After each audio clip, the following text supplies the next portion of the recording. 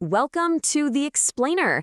Today we are diving deep into cloud storage to demystify two little acronyms that make a huge difference, IOPS and its partner in crime, Throughput. So let's kick things off with a question that honestly sounds kind of crazy, but it's totally real. How is it that a $1,500 laptop can sometimes just smoke a cloud database that costs you $9,000 a month? I mean, it's a puzzle that I'm sure a lot of you have bumped into. You provision all this pricey cloud hardware, you're expecting rocket ship speeds, and, well, the performance is just slow. And look, this is not some rare glitch. It is so common that, as this quote points out, a whole generation of engineers is starting to think that SQL databases are just naturally slow. But here's the thing. The problem usually isn't the database itself. It's a single, critical performance metric that gets misunderstood, or even worse, completely ignored. And that's what creates these killer bottlenecks. Okay, so to get to the bottom of this, we've got to meet the two main culprits, or maybe heroes, depending on how you look at it. They're the fundamental building blocks of storage performance, IOPS and throughput. And trust me, understanding how these two are different, that's the whole ballgame. All right, first up, let's talk about IOPS. You can think of it like this. It's how many separate little jobs your storage can handle at the same time. You know, how many things it can juggle. So if you've got something like a busy online stores database, it's doing thousands of tiny little reads and writes every single second. For that kind of workload, having a high IOPS number isn't just nice, it's absolutely essential. And then, on the other side of the coin, we've got throughput. Now, this one isn't about how many tasks, it's about how much. It's the sheer volume of data you can push through. So think about streaming a 4K movie, crunching numbers on a giant dataset, or just backing up a huge file.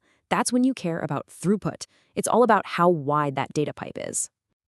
You know, a really good way to picture this is with a highway analogy. Think of IOPS as the number of toll booths. It controls how many individual cars can get onto or off of the highway every second. Throughput, on the other hand, is the number of lanes on that highway.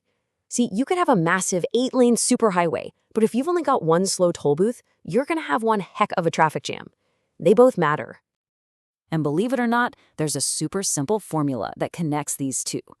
Your total throughput is just your IOPS multiplied by the size of each chunk of data, which we call the block size. It's that easy.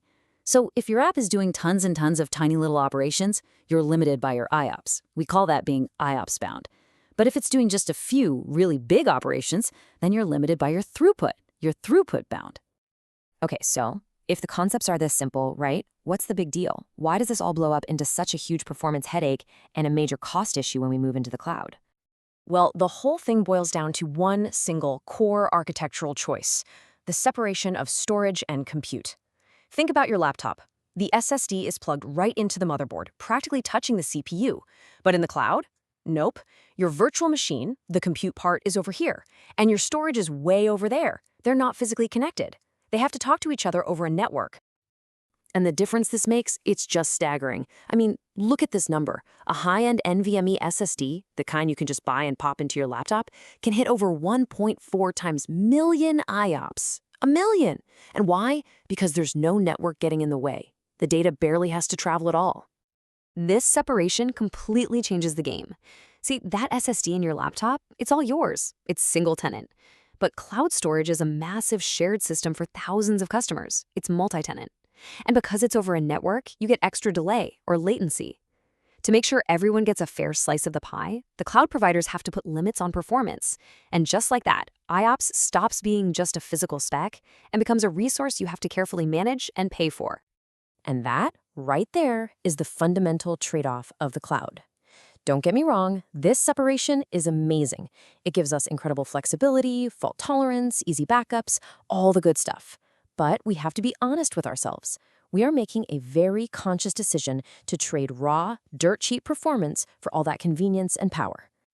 Okay, so now we get the why. We understand why cloud storage behaves so differently. So the next logical step is to look at the how. How do the big three, AWS, Azure, and Google Cloud, actually package this up and sell it? Let's start with AWS. They actually make the distinction super clear. On one side, you've got your SSD-based volumes, like GP3 and the higher-end IO2. These are all about IOPS, built for things like those busy databases. Then, on the other side, you've got the old-school spinning disks, the HDDs. And look at the name for ST1, Throughput Optimized. They're telling you right there what it's for. Big data, log processing, any job where the sheer volume of data is what counts. Hop over to Azure, and you'll find a very similar story. They've got a whole spectrum of choices. At the very top, you have Ultra disks. These things are absolute beasts for performance. But yeah, they come with a hefty price tag, perfect for massive databases. And it goes all the way down to your basic standard HDDs for backups and less critical stuff.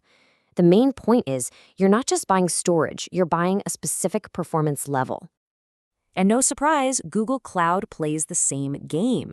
They've got their own tiered system. You've got extreme persistent disks for those crazy high IOPS workloads like your big Oracle or SAP databases. And then you have balanced and standard disks that, well, they do exactly what the names suggest. They offer a balance of performance and cost for more general purpose web apps or data archiving. So what's the big takeaway from all this? With all these choices, you can't just close your eyes and pick one. The absolute key to building systems in the cloud that are both fast and affordable is to really understand your application's needs and consciously match it to the right storage tier. It's about picking the right tool for the job. And this little cheat sheet really lays it all out. Running a database that's getting hammered with small transactions all day, you got to spring for a high IOPS tier, like an IO2 on AWS or an UltraDisk on Azure. No way around it. But are you just chewing through massive log files for your analytics pipeline?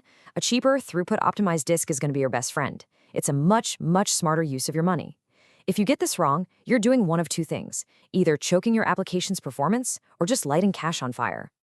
So in the end, it really all boils down to this one question.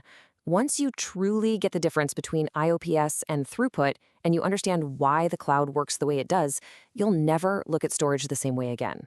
It stops being this boring thing where you just dump your files.